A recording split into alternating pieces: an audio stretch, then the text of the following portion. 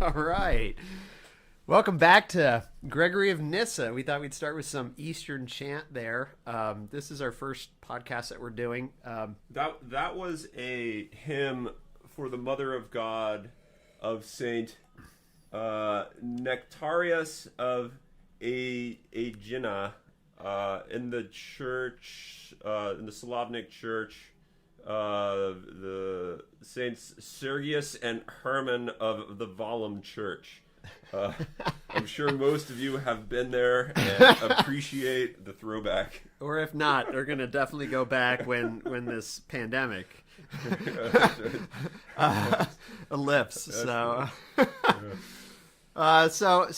this is Dr. Sienkiewicz and Dr. Jaeger here doing our first ever podcast ever, actually. And we thought that it would be better to do some sort of a dialogue than do a lecture-based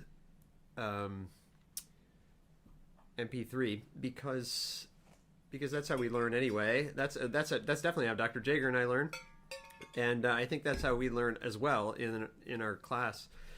So even though we can't meet together and have question and answer discussion, what we're used to, which is always the best, we're gonna have a discussion here. And as Dr. Jaeger said to me a second ago, we're not actors here. We're not trying to put on a show. We're basically just going to talk about the text ourselves, and are happy that you guys can listen in. So when we do this, what we're going to do actually is we're going to post. I'll send you an email about this. We're going to post this on a YouTube playlist. Is that what it is? Yeah, a YouTube playlist. That's through a YouTube channel. I've never done this stuff until just a few days ago. So we're all learning here. Hopefully. That's the point, right? Or some of us are not learning and drinking beer. But so there's a YouTube channel. I think if you subscribe to it or somehow you I don't know, follow it or whatever it is that the kids do. Then you can get the updates, and it'll also actually be the channel that I'm going to be posting other discussions that I'm having actually with Dr. Sienkiewicz from my philosophical psychology class. So it'll be the same place. So if you're just interested, is it the Madden one too? Yeah. So and also I've been recording some conversations with Dr. Madden, the same place, but I think we're not going to post them there anymore. Okay. But it's unclear what's going to come of that. It's up in the air. Perhaps you'll hear Dr. Madden at some point. Yeah. Okay. So that's probably what's going to happen. And so then I think what we were saying is if you comment on the video, so to speak, even though there's no video, if you provide a comment, if you have questions, or if you want us to talk more about something, or if you want to contribute to something we said, even though it'll be after the fact, we thought it would be best if that's how you do it. Yeah, post a comment there. It'll be kind of our questions that we can take, but it'll also be a way for the class to also comment on their comments, so we can talk to each other. And if you have a question and somebody else has a response to make, feel free to make the response. Right. If I think your response is total crap, then I'll write that in the comments. But probably it won't be. Probably it will be a good response. But we're hoping that this is an opportunity for us to have some sort of a dialogue. Mm-hmm. Even though it's technocratic, it's what we have. So the problem with the podcast is you have to have microphones and a computer present, but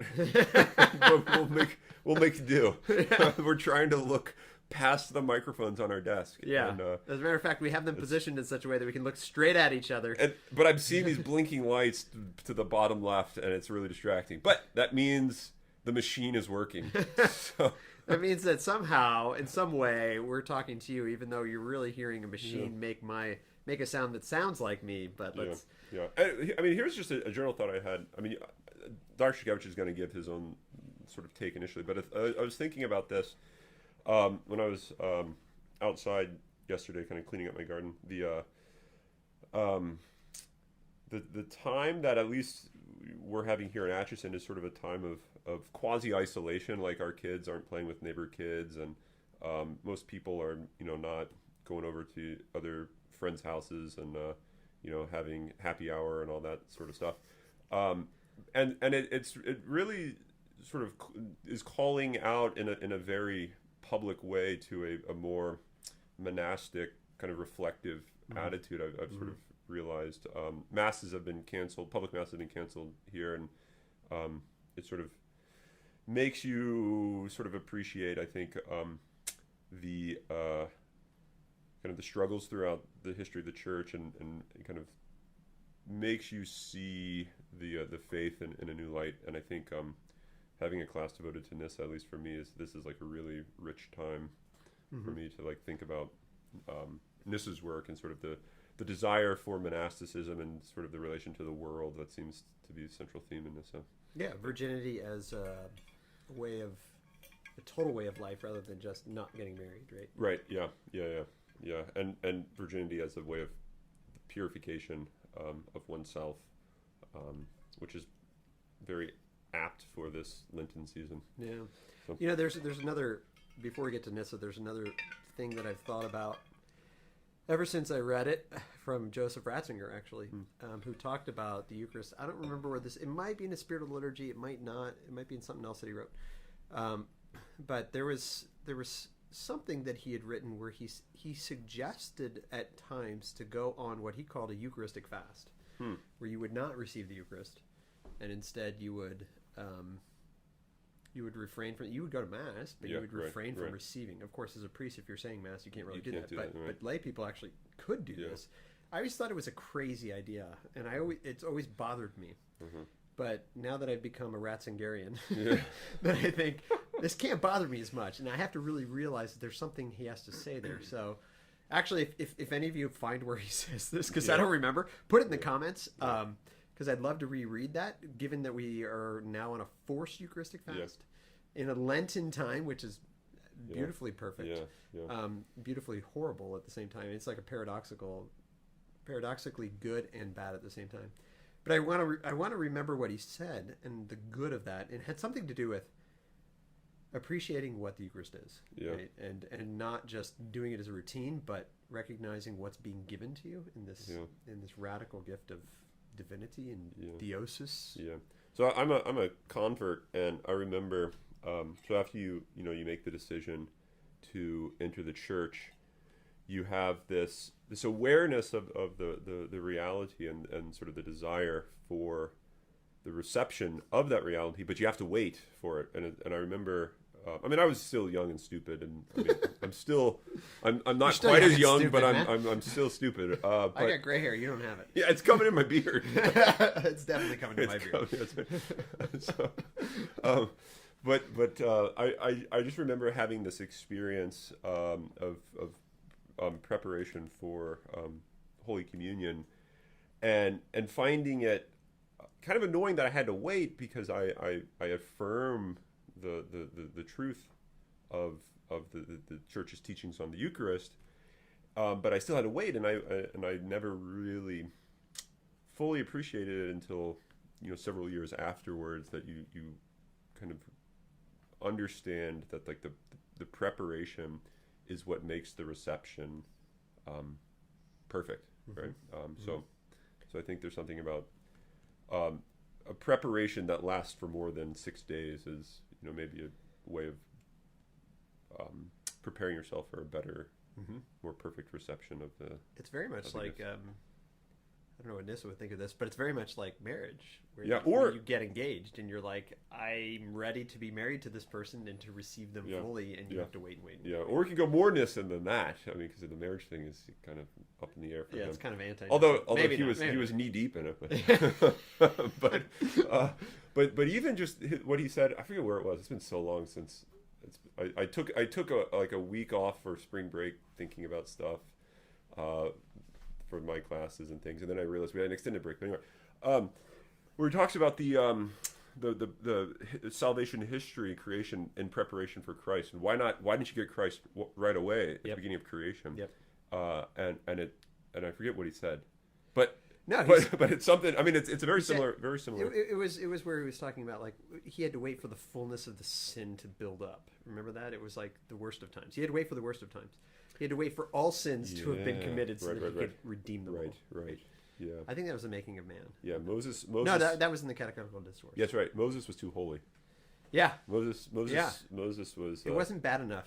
Sodom and Gomorrah It wasn't bad enough. Moses could see the backside of God. That's right. You could. We're getting there. We're getting there. Yeah. We're getting to the life of Moses, which actually, and this kind of transitions us. Let's start talking about the text. Yeah, okay.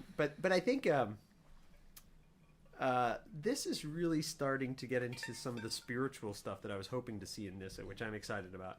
I mean, I've been excited about the Trinitarian stuff, the Christological stuff, but I knew. I mean, I kind of saved the best for last. I think it was going to be the best. The Canticle of Canticles, the life of Moses. Yeah. But I think this work is going to be the beginning of the spiritual stuff, right? And so he really starts to get into some questions on spiritual theology. And of course, I'm actually prepping. You might be. You got I'm too quiet. As Mike D from the Beastie Boys say, you got to pass the mic. All right. He's moving the mic closer to me here. Okay, I need to be louder. But I think I'm teaching spiritual theology next semester, and we'll be using Rowan Williams' book on called The Wound of Knowledge. Right, and he has a whole not a whole section, but a small section on Nyssa. We're also probably going to be using Andrew Luce's book, and I think he has a section on Nyssa too. So it'll be very interesting to see how his corresponds with Williams. But I read Williams last semester, and it was very interesting. Some of the things that he said, like the backside of God, like you were talking about with Moses, and I'm very. It's that's partly one of the reasons why I taught this class, because I wanted to hear his spiritual theology. And it's really starting to come out here in this text. So for those of you who read the intro, I don't remember if I assigned that or not. It was only a page and a half. Well worth it. This text says Virginia Callahan was discovered by Werner Jaeger. My great-grandfather. No, he's not your great-grandfather. I'd like to claim it, though. There might be a relation. At least you know that he was a hunter. I mean, there's a relation in end. I mean, we're both. I'm striving after the Jaeger cause, which is knowing Gregory of Nyssa. Right? Yeah, that's right. Yeah. So she actually says it was rediscovered by Jaeger, who actually recognized that there were two works. One that was a short treatise attributed to Nyssa called "On the Christian Mode of Life." And another that was a long letter that was attributed to, as she puts it, a certain Macarius. But then Werner Jaeger actually realized, these go together. They're both from Nyssa, and the whole thing is his treatise. So he's the first person that sort of came up with this. In 1954, he put out a book entitled Two Rediscovered Works of Ancient Christian Literature, Gregory of Nyssa and Macarius. But basically saying this is all Gregory's work. She also points out, which I noticed also when I was reading this, that his explanation of grace and man's work and the relation between the two, if we can call it that, I don't know. I mean, we'll get into this maybe. It predates the Pelagian controversy by about 50 years, which started up in the probably the early 5th century when Augustine was writing against Pelagius. But that was after Gregory's death, right? He died in the 390s. But Gregory's already using language that's going to match Orthodox understanding versus Pelagian understanding. And there's a number of places in my own notes in this text that I wrote that out. But it's important, I think, to note that Callahan points out that this is, as she puts it on page 126, a treatise intended as a guide for a large group of monks. So again, we see him writing to monks. On Virginity, if you remember, was for a large group of monks as well. She says the first part is concerned with the goal of the religious life, which St. Gregory always equates with, quote, the life of the philosopher. There it comes again, right? Mm-hmm. And the second part discusses a number of practical problems connected with being a monk, which we'll get to in our next podcast here. But it's interesting that she points out that this is a reformulation of ideas on different works that he's written already. She assumes, and I assume she's probably sort of leaning on Jaeger here, Werner Jaeger, not Dr. Jaeger here. Dr. Jaeger's leaning on her. But that this was produced in the last years of his life, probably after 390. So remember, he dies in about 394 to 395. So in the last 5 years of his life, he's writing this. And it takes into account stuff that he's written on virginity, on the Psalms, the Canticle of Canticles, the Life of Moses, 3 of those, which are a part of our class. So he's kind of bringing back stuff from On Virginity. If you remember, On Virginity was the first work that he wrote.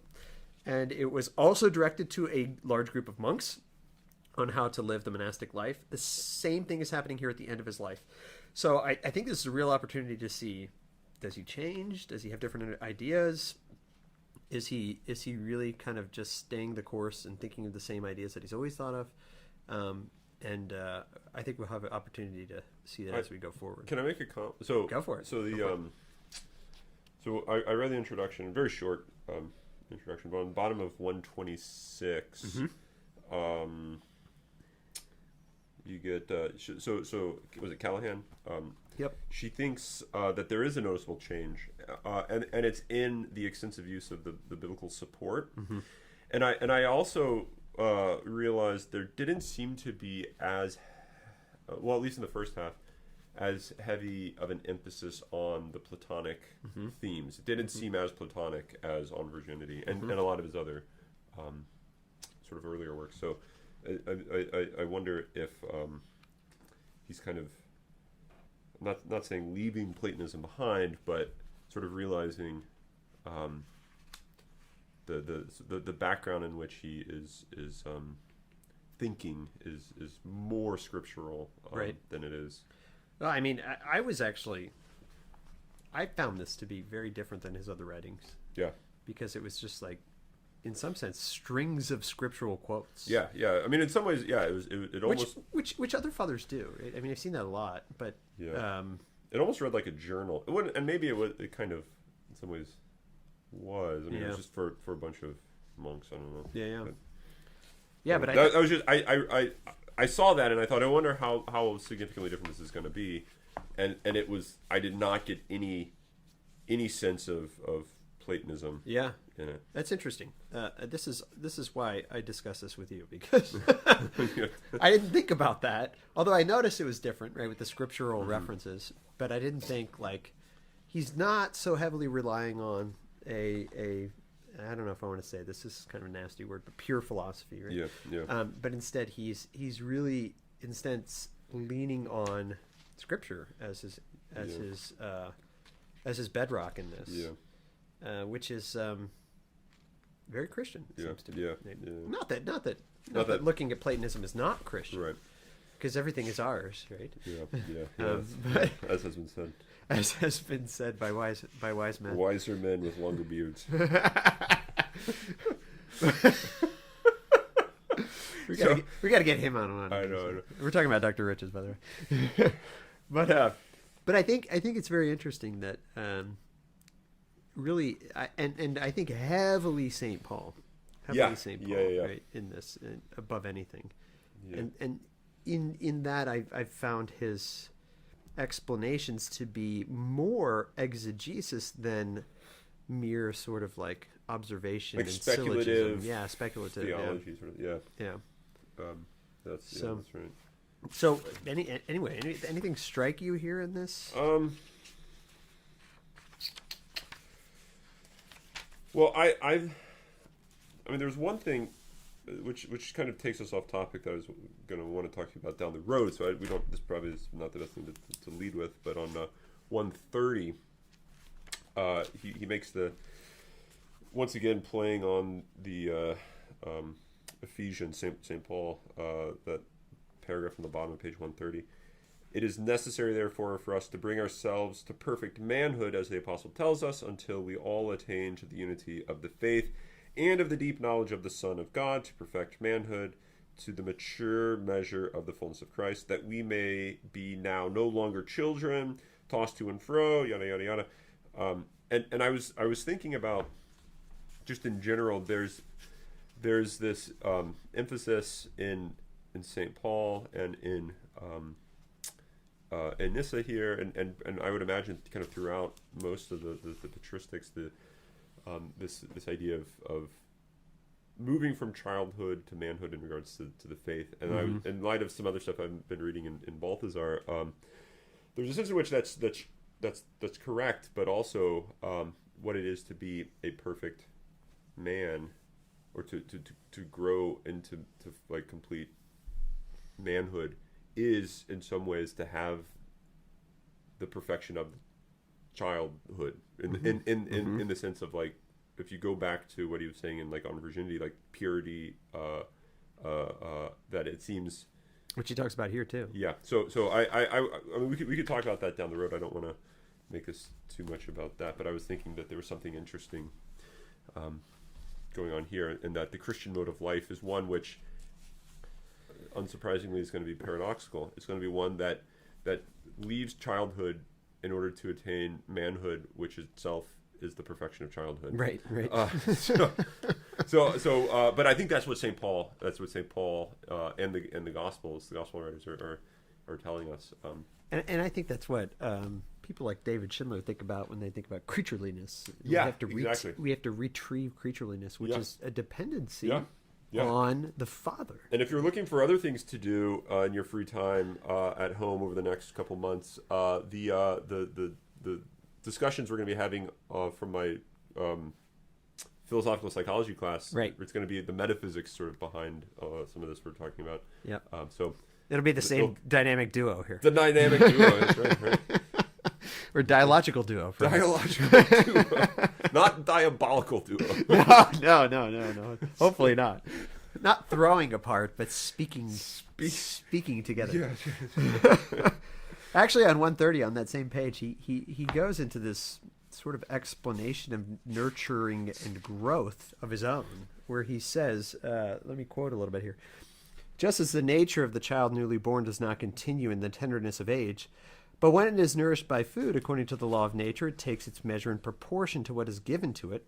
So it is fitting for the recently born soul, whose participation in the Spirit restores to its nature its former beauty, after it has destroyed the sickness which comes over it through disobedience, not to remain always a child, inactive, leisurely, sleeping unmoved in the state of its birth, but to nourish itself by its food, and in proportion to what its nature demands, to rear itself by means of every virtue and labor, so that it fortifies itself through the power of the Spirit, by its own virtue against, and of course he always has a cosmic understanding of things, and the devil is always present, the unseen robber, attacking it with many devices. So actually this reminds me of Norris Clark, which we're going to talk about in our next, in your podcast. Yeah. But this idea of seeking to nourish the poverty by that around it is just the nature of man and the nature of being, perhaps, especially creaturely being. Well, maybe only creaturely being, but we'll get into that next podcast. But I think it's interesting that perfect manhood is moving out of this state of sickness and lethargy. Maybe he doesn't use that word. Or Callahan doesn't translate it as that, and moving into a state of activity, right? But activity of dependence, right? And he uses the language on the next page of the full flower of beauty, which makes me think of sort of the Heideggerian, probably Platonic poiesis, right? And this flowering of being into its perfection. But I think Gregory seems to think that this is, and it's really on 131 that he starts getting into this idea of this. Callahan used the language of, I don't know if I like this language. Where is this? This is on page 125 in the introduction. Okay. Well, she talks about the relation of grace and human effort. She says at some point it coincides. The synergy theory, the cooperation of the grace of God and the moral effort of man. And I don't know if I like that language exactly, but I do think that Gregory has this understanding of human effort and the gift of God being together. For example, 131 near the bottom, after he has a number of quotes from Scripture, which we're going to see happen over and over as we were talking about. He says, by this, he summons us to run, and he urges us to enter the contests eagerly, since the gift of grace is measured by the labors of the receiver. So there's this correspondence, and I hate to think of them as two different things, right? Grace and human effort. Right. Like that's seems to me a dualistic understanding that perhaps is reading Descartes into the fathers. Right. Instead, I think what's happening here is some sort of I don't know the word to use here, but there is a correspondence of laboring and receiving. Perhaps we might talk about active receptivity, right? It's just one of my favorite words, and again comes up in Clark.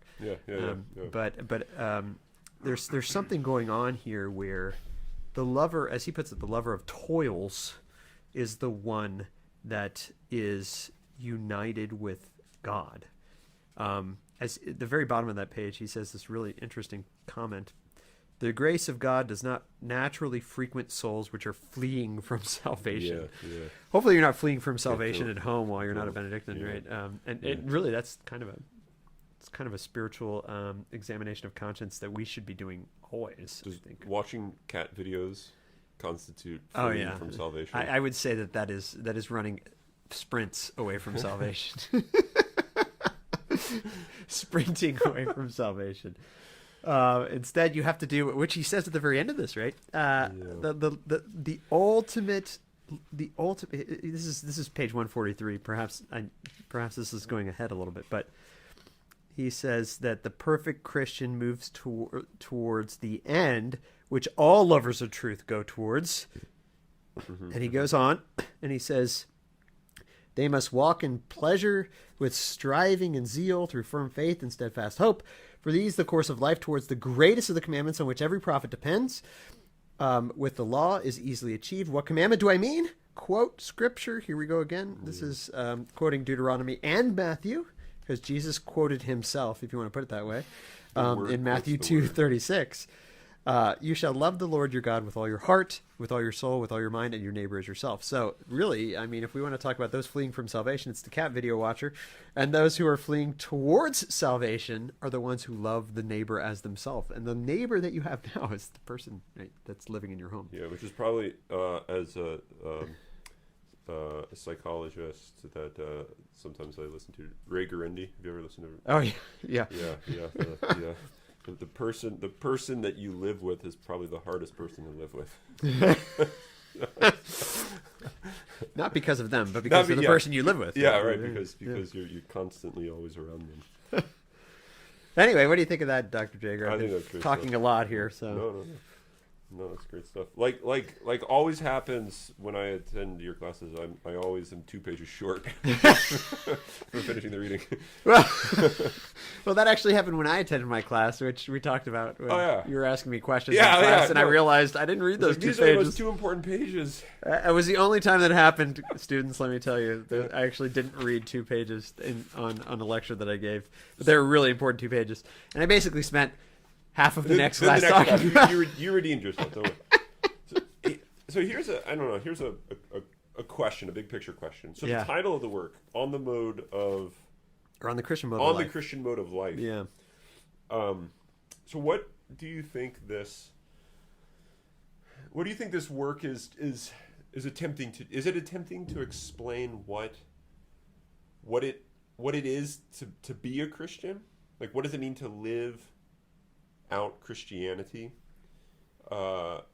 Is that so? That's like, what's the? I mean, I think so. I mean, he talks a lot, and this is, by the way, matches Vatican II perfectly. If you read Perfecte Caritatis, talking about the religious life, he's writing to a bunch of monks, right? Mm-hmm. So he continually, like 128, he says, I'm talking to you who believe in the blessed and eternal Trinity, right? Yeah. And then he goes on in the middle of the page, on the grounds that we have received it from many witnesses, we make our confession by means of the Spirit which watches us in the stream of the mystery. What a great phrase.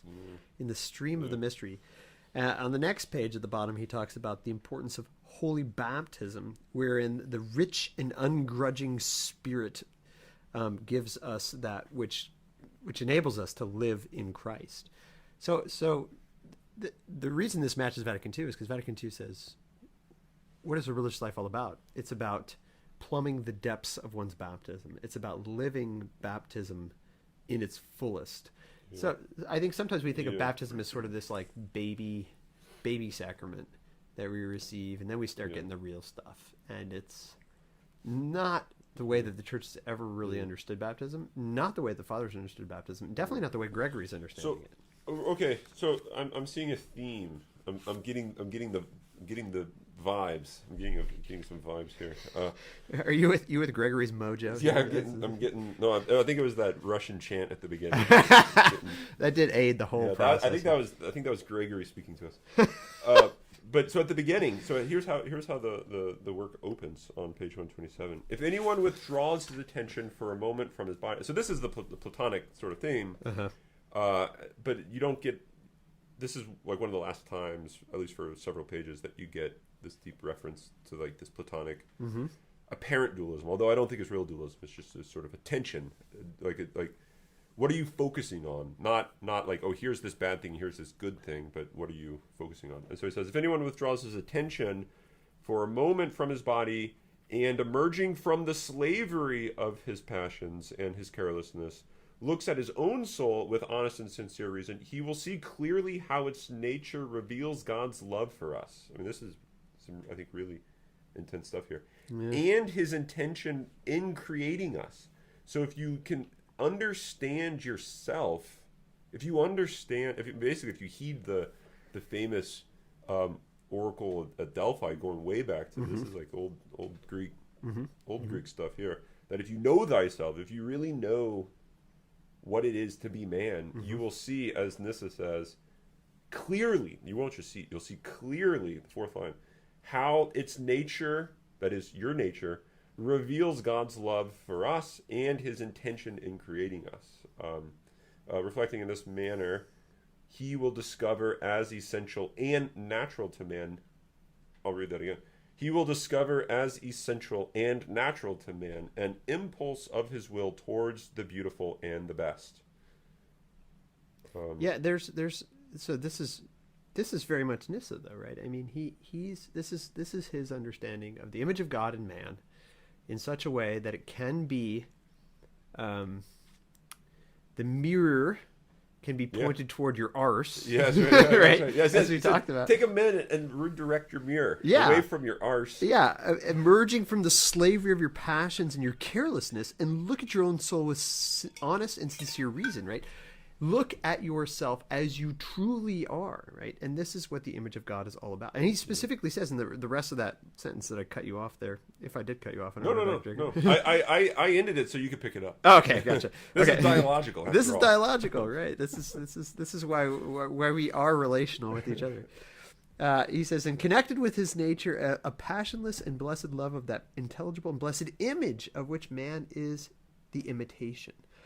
So going back to this imago Dei in man, where if you look at yourself with honesty, past the sort of deceptive, illusory veil, if you look past that, then you can see really what it is that you are, and you can see ultimately what it is that he is by looking at yourself, right? And this is very Augustinian too, right? Yeah. By going inward, what is more intimate to me than I am to myself. Yeah. I am to myself. That thing. Yeah. It's God, right? God is more intimate to me than I am to myself, right? And so I think the next sentence he kind of talks about the deception that happens when we're beguiled by the visible, the changing, the unreasonable emotion, the bitter pleasure. This makes us not see the reality of what we are. Yeah. But especially the reality is seen in being plunged into the stream of mystery, right, as he talks about in the next page. Yeah, right. And holy baptism, wherein one participates in. Yeah. He says it's somewhere. I got to find it now. So it looks like he's introducing. Here's two ways, two modes of life. You have two modes of life. You have the mode of life, which is. How does he put it? It's the life which is washed in the stream of the mystery, the stream of baptism. I mean, there's all this notion of like purification, water purifying, into the depths. You have that mode of life, which is the Christian mode of life, and then you have this other mode of life, which is the mode of slavery. It's the right. mode of the passions, of the illusion that he mentions on the very first paragraph, right? And so then it looks like it makes perfect sense that once he says, where does this deceptive path originate? It originates in the pleasures. It originates in an over attachment to the things that aren't God, that aren't the beautiful, that aren't the good, and then that can only be purified. You can only sort of be led from that path to this other path by way of the and then he goes through the washing, the baptism. So you kind of get this transition from the deceptive way to the way of truth, right? I mean, and then that's why like the sacraments are going to play a key role. Where it also ends. So we talked about Viaticum at the end of where we left off. I think 143. I didn't read it. It's just when you were reading ahead, just a couple minutes ago, I saw at the bottom. Oh yeah. Yeah. So I think in some ways the Christian mode of life is a sacramental life. It's the life of sacrament. I wonder, something to kind of keep in mind is if the sacraments are going to keep appearing throughout the second half of the work. It seems, because I mean that seems to be the life of the Christian, right? And I wonder if this, and that is the life. I mean, the sacraments are which in the midst of this not being able to receive sacraments is kind of a big deal. Yeah. But I think that something really interesting about this is, again, let's talk about this being his latest work. One of his latest works, if Callahan is right, or maybe she's relying on Jaeger and Danilou, right. or whoever came up with this idea. This is late work. It's in some sense very important that he is centralizing the sacraments in the life, which he doesn't seem to do as much on virginity. On virginity seems to be more of a, I don't want to call it Pelagian, but let's just say it's much more centered on what you can do to fix the mess that you are. Right. Whereas this seems to be much more centered on what you can do with the fix that the Spirit has given you in the waters. Because he continually says, like 132, right near the top, he says, the power of human virtue is not sufficient in itself to cause the soul's not sharing in grace to ascend to the beauty of life. And he says this a number of times. Yeah, or even going down on just a few lines from there. And again, and here he's quoting Psalms. For not with their own sword did they conquer the land, nor did their own arm make them victorious, although they used their swords and arms and their struggles. So they used these things, although it was not those things which conquered. And I don't know if that parenthetical phrase is from the Psalms, or if it's from Gregory. I don't know my Psalms. I don't know my Psalms. Shows it. Yeah, we need a monk here. We need a monk here. But it was your right hand and your arm and the light of your countenance. Yeah. And then he goes on, and then Gregory comments on this. What does this mean? That's a great question. I love. What does this mean? It means that the Lord from on high enters into an alliance with the doers. The doers. Yeah, this is interesting. Yeah. Enters into alliance with the doers. This is very like commenting on Pelagianism before Pelagianism was cool. I mean, just imagine how like just reflect on how weird this is. So that Psalm just said, it was their sword. Not with their sword did they conquer, nor with their arm. It was with your arm. Right, and then it says, but they did this because God's right arm and right hand entered into an alliance with the doers, the ones that did it. Right, so he's basically saying they didn't do it, but it was because God entered into alliance, whatever that means. I think he's deliberately staying poetical there. Yeah, alliance. Yeah, I don't know what the Greek is. And sort of like army metaphor, right? Alliance with them. Well, it's interesting though, because this first part he comments against pride, right? So don't think that it's all about you. Yeah. But the next part, he says, at the same time, it means that it's not necessary for men considering human efforts to think that the entire crown rests upon their struggles, but it is necessary for them to refer their hopes for their goal to the will of God. So it's saying, don't be prideful and think that you've done it all, but don't also despair and think I can't do it, because it's not you doing it anyway. Of course you can't do it. Yeah. The power of human virtue is not sufficient in itself, as he says at the top of that page, right? Right. So for those who don't know, I don't know where the students are necessarily. They might not know about Pelagianism. Pelagianism is the idea that, it comes from a monk from Britain, actually, perhaps Scottish, who in the beginning of the 5th century started teaching that it was by human effort alone that anybody could be saved, and that if you're a really awesome badass monk, then you can be saved, and if you're not, then you need sacraments. And Gregory's saying, no, it's not like that, and that's a good thing, because none of us can do it, and it's not going to make us flip out about it, right? Which is, I think, pretty cool. So you have this push to so the Pelagianism is sort of the heresy that pushes to man can accomplish things on his own, and God provides the graces for the weak people. Yeah, for the losers. Yeah. But they become winners because they're losers, and they recognize that they're losers. But the strong people can kind of accomplish which is a failure to recognize that losing is winning in Christianity. But let's not go into that. Let's hold on that one. But what would be the alternative? What's the alternative heresy? The pushes in the opposite direction. The direction of God does everything. It's quietism. Yeah. That's an official Yeah. Who where did that come from? It's kind of it's. I know in the early modern early modern philosophy. It's right around then. Oh, is it? Yeah, it's right around then. So it's right around the idea that you just sit back and let God do everything. Yeah. And you don't do anything. Yeah. Uh-huh. That's quietism. It's I should know this better, having taught spiritual theology. Yeah.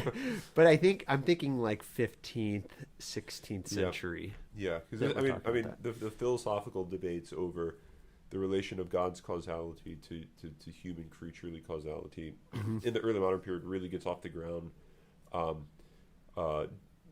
Starting with Descartes. Descartes, Hume has a chapter in his inquiry on human understanding. Even though Hume's this guy that's really sort of skeptical of all causality, he uses the debate over divine creaturely causality to sort of suggest, look, most of you religious people don't think that you really do anything anyway because you think God's causing everything. So like when you see, who was it? Nicholas punch Pelagius, was it? Or was it Nicholas?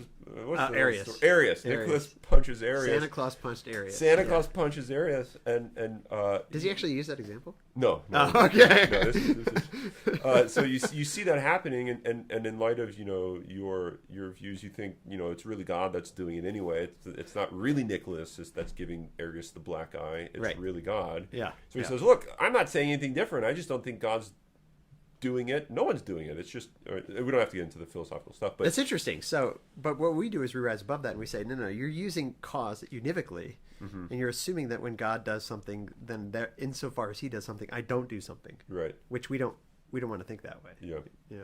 And I think this is getting into the heart of some of the stuff he's talking about here. So you have this tendency in the philosophical literature, and actually it's even pushing today. It's something that I sort of struggle with at times, is how much control do I have over the goings on in my life. When you really take divine causality seriously, it's very tempting to say no control. I have no control whatsoever. And now this is something that I'm trying to make good on by reading Balthasar and trying to Ulrich, trying to get a more balanced sort of view. But I think it's really tempting for people to fall into the quietistic, the quietism, and as sort of a response to Pelagianism. But anyway, I was just curious because that I think is it's in play, that he's not saying God's doing it, therefore you're not doing it. Right. It's Right. it's this sort of mysterious alliance or conjunction, or well, there's no good word. There's for no it. good word for it, right? Yeah. So, I mean, all those words kind of make it seem like two different things, and they're sort of like synchronized swimming. Yeah. And I don't think that we ever want to think that way. I think the best analogy that I have heard of the relationship between like God's activity and human activity is the author to the character of a novel. Mm-hmm. So like when Frodo's taking the ring to Mount Doom. Yeah. Is Frodo really doing it? Yeah, Frodo's really doing it in the story. Is Tolkien making Frodo do it? Yeah, Tolkien's making Frodo do it. Is Frodo thinking about what he should do and struggling about what he should do and sort of freely making decisions? He is, but only if Tolkien, lets him. Yeah. In some sense, more than lets him, kind of makes him. Yeah. Let him, or however you want to. There's a great Anne of Green Gables reference here, where Anne, who is prone to writing stories, and I don't know which of the 7 books this is in. They're all worth reading, for sure. Yeah. Or 8 books. The last one's the best one. Anyway, but there is a point where she says, "I can't stop this character from doing this. This is just what the character's going to do." Yeah. And there's almost a turnaround that the way she talks about writing this story is this character can't not be this way because that's how the character is. Oh man. And I think it's a very interesting comparison with what you're just saying. Okay, we're gonna get a little off topic. There's this. I think it's in Aristotle's Politics. Not entirely. I think it's in his Politics, but I heard it referenced by D.C. Schindler. Okay. In that lecture, actually, I sent you on freedom. Okay. And he talked about the how freedom comes through sort of the limitation of possibilities. So like once you kind of get determined, you get like a determined identity or self, right? So for example, here you are not sure what to do with your life. You sophomore, junior, senior in college, you don't really know what to do with your life, and so you kind of feel like your life has no direction. There's no like real control you have in its course because you don't even know what the course is. But as you get more determinate in what that course is, it kind of starts to play itself out naturally, but it plays itself out naturally in such a way that it doesn't undermine its sort of free playing out, or it's sort of like unraveling as it should or ought, as a sort of a free agent going down that path, if that makes sense. It's almost like if you're doing like improv and you start taking on a personality, the more that you sort of take on that personality in like improv acting or improv, music or what have you, you kind of find yourself setting parameters in which to now act or to play, and this character would be like this, not yeah, like this. yeah. And now if I completely change character, it's going to destroy the song or it's going to destroy the play. Interesting. And so like it's actually like it would be more detrimental, and therefore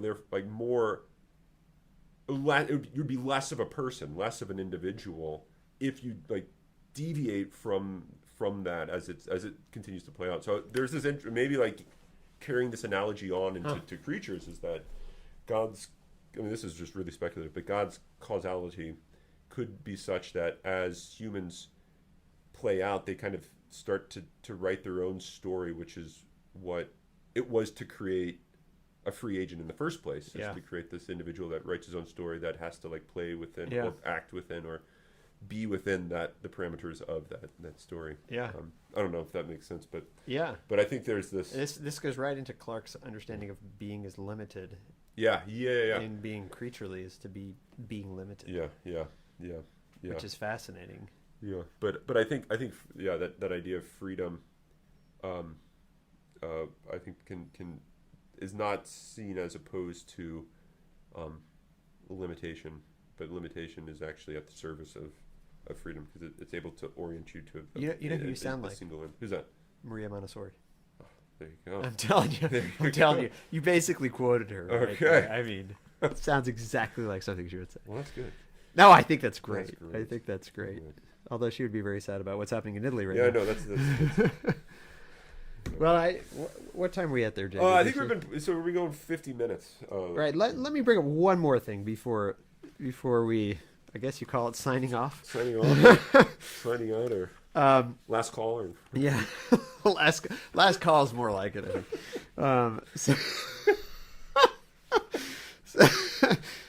I want to bring up this. I don't know if I want to call it a spiritual point, but it's a point that he makes about what he seems to be referring to as the non-distinction between the obvious sins and the hidden sins. And it kind of starts off on page 34. Mm-hmm. On the bottom of page 33, he has some very interesting idea of how one is united with someone else when they imitate them and become their likeness, right? As he puts it, moving from 33 to 34, nothing can be united with light unless the light is shining upon it. Of course, light is a huge theme, right, for Gregory. But he kind of gets into some of the sin lists of the scriptures, and he gives his own sin lists. And he makes a comment on one of the sin lists where he says, notice how, this is on page 136,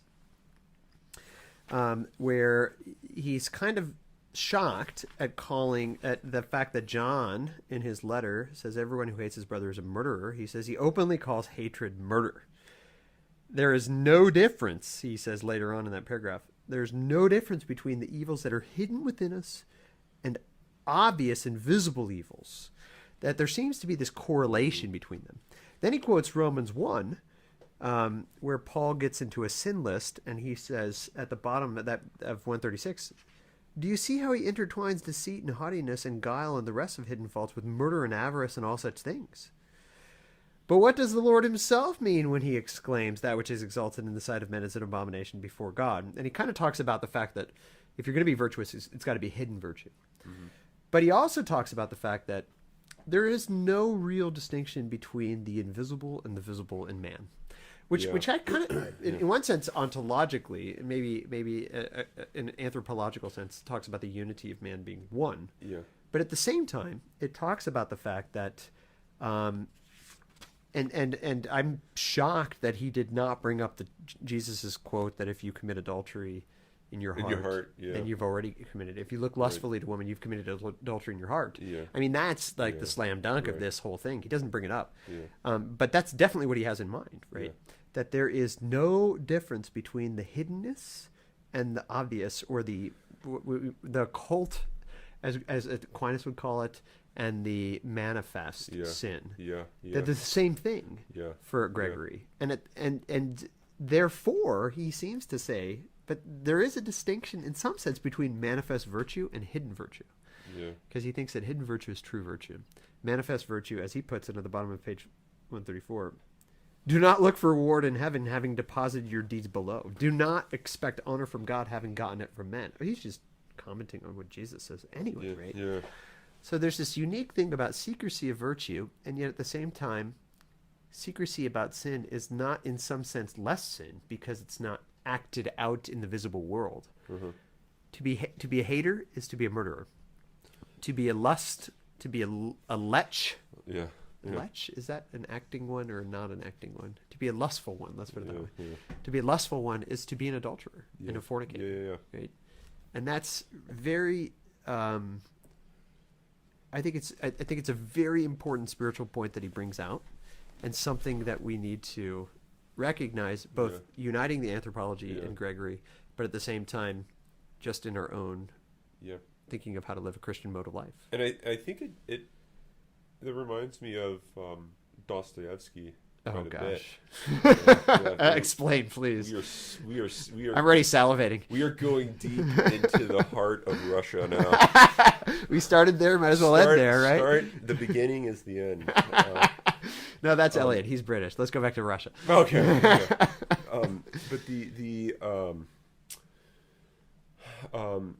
the idea that all is responsible for all. So this is a line in Fyodor Dostoevsky's Brothers Karamazov, which, if you're looking for something to do to pass the time, please read that novel. Yeah. But the idea that how so this is a theme that comes up throughout this very long novel. All is responsible for all. Like every individual is responsible for every other individual's faults or sins, right? And you ask yourself, how in the world is that the case? How am I responsible for the sins that are occurring in Bangladesh? Right. Or like Right. how is that ever? You're just being kind of silly, over the top hyperbole sort of stuff. And I think, I mean, in a technological sense, you are, because you probably own clothing that was made. yeah, no, yeah. So but he's not talking about that. we can actually talk about how the fact that I'm drinking a beverage out of a mug that says probably somewhere made in China. But it does say Benedictine But College it does say Ravens. Benedictine College Ravens on it. But ignore that aspect of it. I think there's even a more a deep metaphysical point going on here, that when you recognize that you are the same type of person and you have the same type of struggles and the same type of sort of moral, individual, personal, occult failings, right? The private failings. We all do. We all like to kind of think, no one knows how bad I am. Everyone else probably isn't as bad as I am. But I think one of the things Dostoevsky's saying is, you see that murderer is just like you. He's no different from you. It's just what happened is his character has been made manifest. Right. Right. And so it's also very Solzhenitsyn, right? So, this idea yeah, that, exactly. that the line between good and evil goes right through the human heart. Yeah. And so I think what you see in a murderer, according to Dostoevsky, is you see the revelation of yourself. You see what you are in the other, because you realize that you are that type of person. And so, so in some ways, am I like culpable for it? Strictly speaking, no. But then in another sense, if you're to believe Gregory of Nyssa, you are a murderer, right? You are an adulterer. Yeah. If you take what he's saying very seriously, that the action is itself simply a manifestation, a revelation of the character, and if what's really to be the grounds of moral evaluation is character, not simply just action. Now, this is something that's unique about the modern world, is that we think action is what ultimately matters, but that's not at all the classical view. I think that's exactly what he's rejecting here. Yeah. And so when you recognize that, you realize that there is no sharp distinction between the character and the action. The action is just the communication of the character. It's sort of the presenting of the character that you are. Then you realize the only reason that people think that I'm so great is because I've been able to control, to some extent, some minor extent, the character that I. No, that's a good thing. Don't get me wrong. Right. It's good to be able to control that, but the character trait, or the character identity, the self, is still deeply, I mean, if for many of us, still deeply the sinful character. And this is why you shouldn't think like, oh, that horrible sinner, I can't believe how bad he was. Right. When you yourself have a log in your eye. Yeah. Is that the log or a beam? Yeah, a beam, right? So I don't know. I think that's no, I think it's true. But so let's end this on two notes of hope after that depressing. Yeah, I know. I like to take us to the heart of Russia, which is always depressing. But nonetheless, true. So near the end of this, he sort of is it near the end of this? Yeah, 142. Right? I mean, well, let's go back a little bit first before we do that to 137. So, recognizing that there's no distinction between the hidden and the obvious, as he puts it, or as Callahan translates it. Yeah. There is, I mean, he's talking to the monks, right? So what does he want to tell? He wants to encourage them and say, as he says in 137 at near the top, the wicked and hard to cure and strong are those things possessed in the depths of our souls, so that it's not possible to rub them out and to remove them through human efforts and virtue alone, unless through prayer we take the power of the Spirit as an ally, and in this way conquer the evil which is playing the tyrant within us. So this I think, notice how he says prayer, right? I think that's really important, because it's not just I've been baptized and now I can just sort of like live off of baptism. And in fact, he seems to, at one point here, I don't remember where it is, basically say anybody who thinks that they've like don't need to worry about this anymore is idiotic.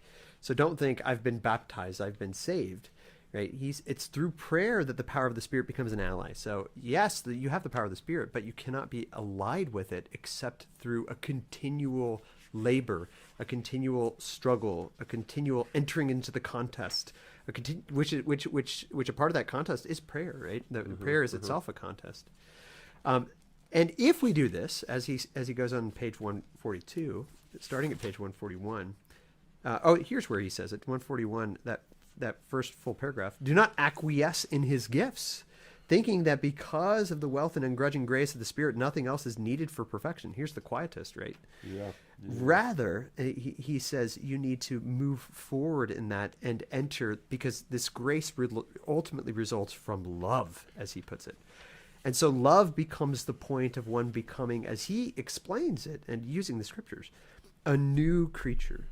You have to be, so going back to this understanding that you're kind of talking about, this deep within us, essentially within us, is some sort of distortion, and that I'm responsible for all. Nonetheless, in the waters of the mystery, we can become a new creation. And in becoming a new creation, can enter into the fray of the battle with the power of the Spirit allied with us in such a way that we can, as he puts it, take care of the fiery darts of the wicked one, which are our unbridled passions. And how do we do that? It's by love. It's by love of God and love of neighbor. So I think there's a real hopeful ending of this section that we're reading. If you got to 43, top of 141, charity, quoting once again St. Paul.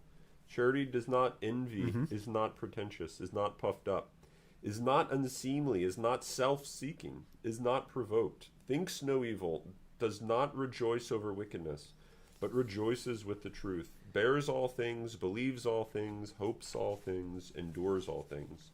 Charity never fails. Yeah, that's the reading at weddings, right? Yeah. And Gregory is saying, no, this is just Christianity. Yeah, right? yeah. And this is why I think marriage is a sacrament. That's one where you enter into. And it's I get the impression slightly that it's a little more redeemed in this work. Yeah, I mean, he's definitely not railing against it so far. Yeah. So far. Yeah, so far. I haven't read the whole thing, but so far. Yeah. But so that's a good note to kind of end on. Another good note I'd like to end on is a little more Russian chant. Let's get it going, Dr. Jaeger. We'll end with that, and we'll see you next time. Or not see you next time, but hear you next time.